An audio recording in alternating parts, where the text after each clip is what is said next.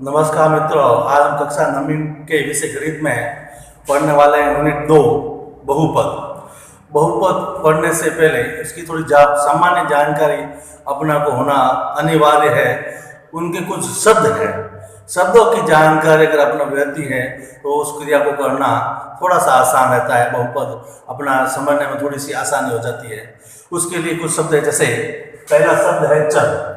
अब बहुपद के बारे में जब पढ़ेंगे तो बहुत बार अपना चर शब्द का उपयोग करना पड़ेगा।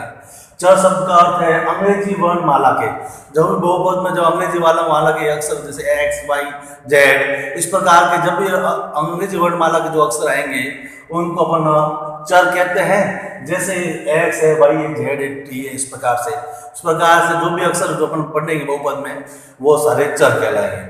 दूसरे जब गणित के जो सारे अक्षर हैं जिसमें आएगा जैसे 4x² + 5, तो ये 4, 5 जितना भी गणित के अंक हैं इनको कहेंगे अचर। इनको सब रूप में उपयोग करेंगे अपन अचर। जैसे √2, 2, 5/4 इस प्रकार के जितने भी शब्द है ये अचर के रूप में लिया जाएगा। आगे है जो है व्यंजन। व्यंजन का मतलब है जो चर अचरी, जो अंग्रेजी वर्णमाला का अक्षर है और गणित के अक्षर है, ये दोनों आपस में एक दूसरे के रूप में जोड़ बाकी गुणा भाग के रूप में हो उनको कहते हैं व्यंजन। जैसे 4x का मतलब है 4x, 4 का x² से यहाँ पर गुणा हो रहा है, प्लस y जो यहाँ पर क्या है जोड़, और 1/2 उसकी क्या है घात। आगे देखते हैं 4x² मतलब x² से 4 का गुणा हो रहा है, उसके साथ जोड़ है वह 7 की हो रही है और घटाव है माइनस है वो 5 हो रहा है। इसी प्रकार x² जो है अचर यहाँ पर है, 5/4 चर है वह x है और 4/5 उसके साथ क्या है गुणांक है, 5 का यहाँ पर भाग लगा है। इस प्रकार से चर और अचर आपस में जोड़ बाकी गुणा भाग, यहाँ पर 4 है वो गुणे में है, -5 है वो घटाव में है, ये जो नीचे वाला 5 है वो भाग में है। इस प्रकार से यह जो चर अचर है वो जोड़ बाकी गुणा भाग के रूप में हो उनको व्यंजक कहते हैं। अब अपार का नाम है बहुपद। तो बहुपद का अर्थ है ये जो सारे व्यंजक अपन पढ़ रहे हैं इन व्यंजक में चर की घात देख रहे हैं, इसमें घात 1/2 है, यहाँ 2 है, जिसके ऊपर कोई घात नहीं, जैसे x के ऊपर कोई घात नहीं है तो उसकी घात है वो 1 मानते हैं। आगे देखते हैं तो 4/5 x पर घात 2 है, इसकी घात 1 है, यहाँ 5 मतलब यहाँ पर पीछे कोई चर नहीं है, मतलब अंग्रेजी के वर्णमाला का कोई अक्षर नहीं है। यहाँ मान लो x मान लो, y मान लो, उसकी घात 0 मान सकते हैं। आगे लिखा हुआ 4x और घात कितनी है -2, मतलब जितने भी जो व्यंजक अपन यहाँ देख रहे हैं इनकी सबकी घात अगर पूर्ण संख्या का मतलब है 0, 1, 2, 3, 4 अनंत तक की, ये जो सारी संख्या अगर घात के रूप में हो, जैसे घात 1/1 है, यहाँ 1/2 है, 2 है, 1 है, 2 है, यहाँ पर घात 0 है, यहाँ घात -2 है। और घात पूर्ण संख्या है वो सारे व्यंजक जिनकी घात पूर्ण संख्या होती है वह बहुपद कहलाते हैं। तो इसमें हम बहुपद के रूप में देखा जाए तो यहाँ घात 1/2 है तो यह व्यंजक तो है लेकिन बहुपद नहीं है। यहाँ घात देखते हैं 2 है, यहाँ 1 है, यहाँ पर कुछ नहीं तो 0 मानते हैं, तो ये एक बहुपद है। और आगे देखते हैं यहाँ पर घात 2 है, रूढ़ हो या उससे कोई मतलब नहीं। अचर किस प्रकार से उसमें बहुपद में कोई फर्क नहीं पड़ता है, लेकिन चर अगर उस चर की घात है वो पूर्ण संख्या होनी चाहिए। और बटे में क्या है, भाग में क्या है, जोड़ में क्या है, उससे कोई मतलब नहीं है। घात है वो पूर्ण संख्या होनी चाहिए। जैसे यहाँ पर घात है वह -2 है, तो -2 है वो पूर्ण संख्या नहीं है, पूर्णांक संख्याओं में तद आती है, इसका मतलब है वह बहुपद नहीं है। तो यहाँ पर बहुपद देखते देखिए है 4x² + 7x - 5, और दूसरा है जो ये है 4/5x², इसको नहीं लिया जा सकता है क्योंकि इसकी घात है वह पूर्ण संख्या है नहीं। आगे को कुछ बहुपद के प्रकार के बारे में अपन देखते हैं। तो अपन बहुपद के प्रकार के बारे में अपन देखते हैं। तो बहुपद को प्रकार में सबसे पहले अचर बहुपद। अचर पद में जितने भी गणित के अंक है जिसमें चर नहीं मतलब x, y, z नहीं है वह सारे अचर बहुपद है। जैसे 3, 7, -9 और ये सारे जो है अचर बहुपद कहलाते हैं। अंक जितने भी हैं वो सारे अचर बहुपद जिसके साथ कुछ भी नहीं है। जैसे 3 को ऐसे भी लिख सकते हैं 3x⁻0, 3x⁻0, x⁻0 का मतलब हुआ जिस किसी भी घातांक में अपन पढ़ चुके हैं जिसकी भी घात 0 होती है उसका मान कितना होता है 1।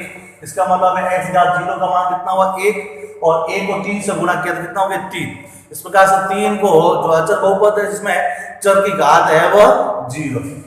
दूसरा है शून्य बहुपद। शून्य बहुपद का मतलब है वह सारे बहुपद जिसमें 0 हो, 0 खाली 0 है और उसके साथ कुछ भी नहीं है, वह सारे बहुपद है, वह शून्य बहुपद है।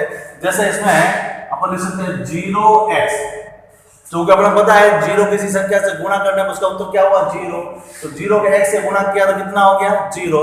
इस प्रकार से जो है 0 भी है, खाली 0, वो भी एक शून्य बहुपद के तहत आता है।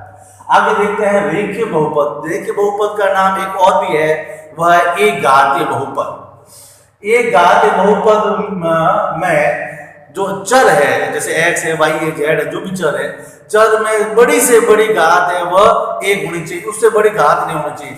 उसके नीचे जो अचर साथ में हो सकता है लेकिन बड़ी घात है वह 1 होनी चाहिए। और अगर एक घातीय बहुपद है तो उसमें अधिकतम जितनी घात है उससे एक अधिक पद होते हैं। पद का मतलब है उसके साथ जोड़ और बाकी के साथ अगर कोई अंक है तो 1 और 1 कितना हो गए 2, इस प्रकार से वह पद कहलाते हैं। तो एक पद में अधिकतम 2 पद हो सकते हैं। जैसे या एक घातीय बहुपद को रेखीय बहुपद कहते हैं, एक घातीय बहुपद भी कहते हैं, और उसमें अधिकतम 2 पद हो सकते हैं। अधिकतम 1 भी हो सकता है और 2 भी हो सकता है, अधिकतम 2 पद हो सकते हैं। जैसे 4 + 5x + 4 लिखा हुआ है, इसका मतलब है प्लस लगा हुआ है, तो ये 1 और 1 कितना हो गया 2, अधिकतम कितना पद हो गए 2।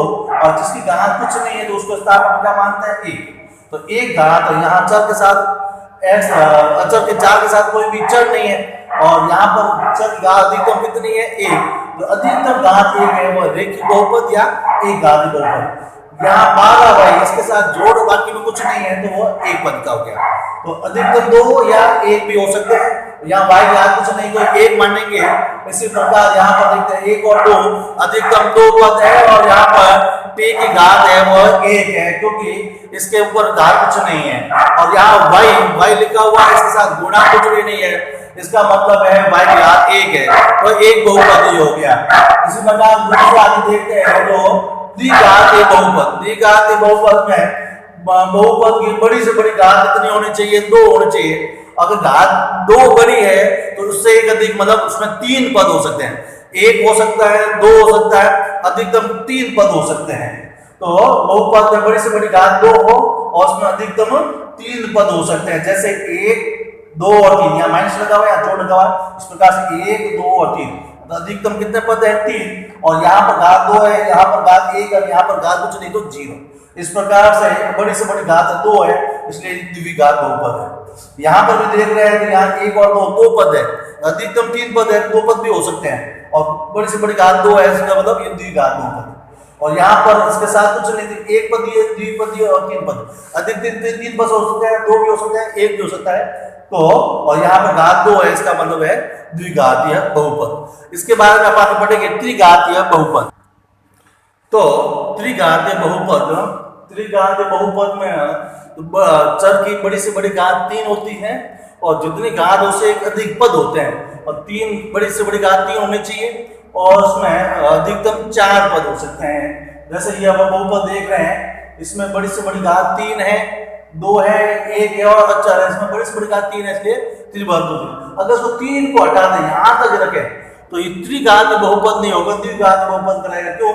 इसमें बड़ी से बड़ी घात कितनी हो जाएगी फिर 2, इसलिए बड़ी घात जो होती है वो उसका बहुपद कहलाता है। जैसे 4x घात 3, 4x घात 3, यहाँ पर इसको कैसे पढ़ सकते हैं कि त्रिघातीय, घात तो 3 है और पद कितने हैं 1, तो त्रिघातीय 1 पदीय। इसको कैसे पढ़ सकते हैं, जैसे 1, 2, 3, 4, तो त्रिघातीय और 4 पदीय, तो 4 पदीय मतलब अधिकतम 4 पद हो सकते हैं। यहाँ पर देखते हैं तो यहाँ पर x घात 3 है, तो त्रिघातीय और द्विपदीय, तो अधिकतम पद कितने हैं यहाँ पर 2। इस प्रकार से तो अब आगे और देखेंगे कि बहुपद की पहचान क्या है, किस प्रकार का बहुपद है। तो बहुपद की पहचान अचर, जैसे अंकों के आधार पर उसकी कोई बहुपद की पहचान नहीं होती है। बहुपद की पहचान है वो चर की घात के रूप में है, चर की घात जितनी है उतना उसका बहुपद। जैसे यहाँ 3 घात है तो त्रिघातीय बहुपद, और बड़े से बड़ा मान लो 2 घात का तो द्विघात बहुपद, और बड़े से बड़ा 1 घात का है तो 1 घातीय बहुपद। चर की जितनी घात होती है वो उस बहुपद का जो है प्रकार कहलाते हैं। अब अपन नेक्स्ट चलते हैं प्रश्नावली 2.1 के अंदर। तो प्रश्नावली तो है 2.1 के अंदर कुछ 4 प्रश्न लिखे हुए यहाँ पर। तो पहला प्रश्न है, निम्नलिखित में से कौन कौन से बहुपद में चर है और कौन कौन नहीं, मतलब बहुपद में कौन कौन चर में है और कौन कौन बहुपद है और कौन कौन के बहुपद नहीं है। व्यंजक कौन कौन से चर में बहुपद है और कौन कौन से चर में नहीं है। जैसे इसका पहला प्रश्न लेते हैं। पहले कहा पहला लिखा हुआ है 4x² - 3x + 7। यहाँ पर देखते हैं तो घात 2 है, घात 1 है और घात है वह 0 है। इसका मतलब है यह बहुपद है। चर की घात पूर्ण संख्या है, मतलब 0 1 2 3 4 कुछ भी घात है तो पूर्ण संख्या है। माइनस में या बट्टों में या भिन्न में या रूट में नहीं आनी चाहिए। इसी प्रकार से जो है चर की घात पूर्ण संख्या है अतः बहुपद है, बहुपद है। आगे देखते हैं कि यहाँ पर x है, x² है, x है। इसका मतलब है खाली एक x ही है, मतलब x है, y है, z है, ऐसे नहीं होकर खाली एक ही चर है। यहाँ पर x मतलब खाली आया हुआ 2 बार है लेकिन x ही चर है, x के अलावा y z ऐसा नहीं होकर तो चर एक है। तो एक चर x है। इसी प्रकार इसका दूसरा प्रश्न देखते हैं। तो लिखा हुआ है y² + √2। तो यहाँ पर y के √2 के साथ कोई भी चर नहीं है और y एक चर है, वह y है और उसकी घात 2 है क्योंकि पूर्ण संख्या है। इसका मतलब है बहुपद है। बहुपद है मतलब घात 2 है जो कि पूर्ण संख्या, इसलिए बहुपद है। और इसमें y ही है, इसके साथ x z कुछ नहीं है तो एक चर है। तो एक चर जो है वह y है। आगे देखते हैं तीसरा प्रश्न इसी का ही। तीसरा प्रश्न दिया हुआ है 3 √t + t √2। इसको रूट का मतलब होता है घात 1/2, मतलब t घात 1/2 + t और √2। इसका मतलब है घात पूर्ण संख्या नहीं है, घात 1/2 नहीं है तो घात है वो घात पूर्ण संख्या नहीं है।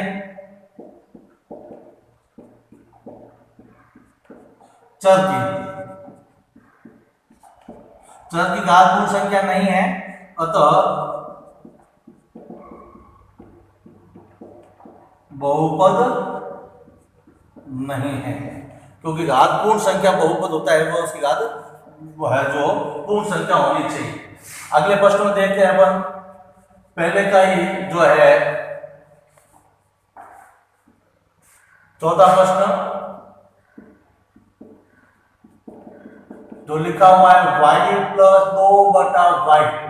y नीचे वाला उसकी घात कुछ नहीं तो एक, इस घात को ऊपर लेके जाएंगे तो क्या हो जाएगा y + 2 और घात क्या हो जाएगी -1।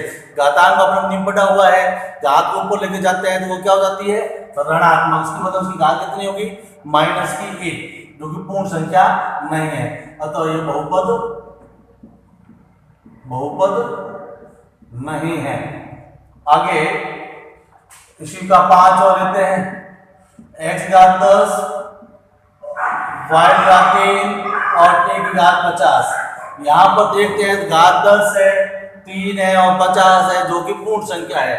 इसका मतलब है बहुपद है, बहुपद है। और चर की देखते हैं तो यहाँ पर 3 चर है, 3 चर 3 है और वो है x, y और t। इस प्रकार से घात अगर जो है पूर्ण संख्या हो तो बहुपद है और x, y, z जितने हैं उतने वो उसके चर कहलाते हैं। अगला प्रश्न लेते हैं दूसरा, गुणांक। गुणांक का मतलब है उसके साथ किस संख्या का जो गुणा है उसके आगे है चिपका हुआ है वो सारे उसके गुणांक है। जैसे दूसरा है एक्स स्क्वायर का गुणांक। तो पहला प्रश्न लेते हैं, इसका लिखा हुआ है 2 plus x square plus x. अपना प्रश्न में एक्स का नहीं पूछ के एक्स स्क्वायर का पूछा हुआ है। एक्स स्क्वायर के आगे कौन है, जैसे 2 मान लेते हैं 1 एक्स स्क्वायर प्लस 1, क्योंकि 1 का एक्स स्क्वायर से गुणा करने पर वह 1 ही रहता है। इसका मतलब उसके आगे जिसके आगे कोई अंक नहीं है उसको आगे 1 मान लेते हैं, और अगर उसके साथ चिन्ह भी ले लेते हैं। अभी प्लस है तो प्लस का 1 और माइनस है तो माइनस का। इस प्रकार से एक्स स्क्वायर का गुणांक है जो प्लस का 1 है। इसी प्रकार दूसरा प्रश्न देख लेते हैं, तो लिखा हुआ है 2 minus x square plus x cube. यहां पर जो आगे देखते हैं 2 माइनस कुछ अंक नहीं है तो 1 मान लेते हैं। आगे कोई अंक नहीं है तो 1, क्योंकि 1 का गुणा करने का कोई फर्क पड़ता नहीं है।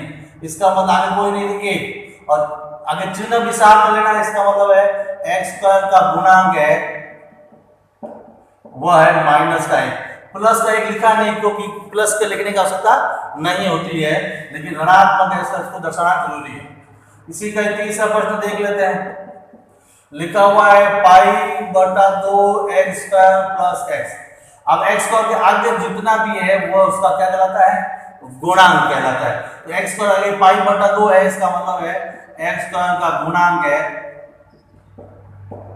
वो है पाई बटा 2। अगला प्रश्न है वो ले रहे हैं √2x माइनस 1।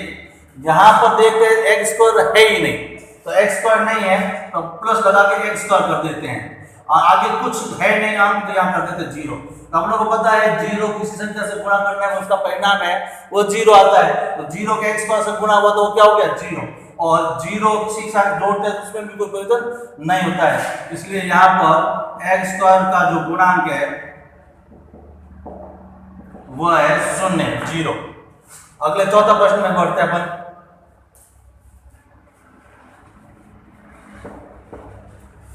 प्रश्न क्रमांक नंबर 4। प्रश्न पदार्थ लिखा हुआ है बहुपद की घात। क्योंकि अपन पहले ही पढ़ा हुआ है एक घात है, द्विघात है, त्रिघात है, उसके अंदर बताया हुआ है चर की जो सबसे बड़ी घात होती है वह बहुपद की पहचान होती है, उसी नाम से बहुपद पहचाना जाता है। जैसे तो बहुपद की घात बताना है, बहुपद की घात। इसमें पहला प्रश्न दिया हुआ है 5x घाती plus 4x square plus 7x। यहां पर चर की घात देखकर यहां पर 3 है, 2 है और कुछ नहीं तो 1। तो बड़ी घात यहां पर देखते हैं 3 है, तो बहुपद की घात है, बहुपद की घात 3 है, इसका मतलब है वो त्रिघातीय बहुपद है। दूसरा देखते हैं y4 माइनस वाई स्क्वायर। यहां पर भी जो y की घात बड़ी से बड़ी कितनी है 2, तो यह बहुपद है, बहुपद की घात जो कि बड़ी से बड़ी होती है वह है 2। तीसरा प्रश्न देख लेते हैं इसका। इसमें लिखा हुआ है 5t माइनस √7। यहाँ t की घात कुछ नहीं तो अपन क्या कर लेंगे 1। तो यहां पर बहुपद की जहां पर कुछ नहीं इसका मतलब है उसकी घात 1 है। अगला 3 मतलब ये क्या है, अचर बहुपद है, अंक सारे अचर बहुपद कहलाते हैं। इसको कैसे लिख सकते हैं 3x घात 0। तो 0 किसी घात है उसका मान कितना होता है 1, और 1 का 3 से गुणा कर दिया कितने हो गए 3। इसका मतलब बहुपद की घात है वह 0 है,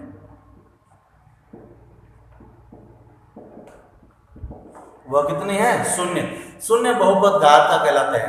अब हम चलते हैं इसके कुछ जो है ग्रह कार्य के संबंध में। तो ग्रह कार्य में प्रश्न क्रमांक 5 लिया है प्रश्नावली 2.1 का। उसमें अपने को बताया हुआ है कौन सा बहुपद किस प्रकार का रेखिक है, द्विघात है, त्रिघातीय है। तो अपने को बहुपद की पहचान पता है, जो उसकी बड़ी से बड़ी घात होती है वो उसका जो है बहुपद कहलाता है। तो यहाँ पर देखते हैं बड़ी से बड़ी घात कितनी है 2 है, इसका मतलब है द्विघातीय बहुपद है। यहाँ 3 है, त्रिघातीय बहुपद। आगे माइनस लिखा हुआ है उसका कोई मतलब नहीं, चर की जो घात है उसके नाम से बहुपद की पहचान होती है। यहाँ पर घात कितनी है 3, और यहाँ पर देखते हैं घात बड़ी बढ़ कितनी है 2। यहाँ पर कुछ नहीं है, इसकी कुछ नहीं होता है, उसका मान कितना होता है 1। यहाँ पे कुछ नहीं तो 1। और यहाँ पर घात 2 है, यहाँ पर घात 3 है। तो बड़ी घात है वह उसका बहुपद की घात कहलाती है। इस प्रकार से आपको घात देखकर बताना एक घात है और एक ही है, और बड़ी से बड़ी घात है वो 2 है, वो द्विघाती है, और बड़ी से बड़ी घात 3 है, वो त्रिघातीय बहुपद है। तो घात को देखकर उसके आगे उसकी जो पहचान लिखनी है। धन्यवाद।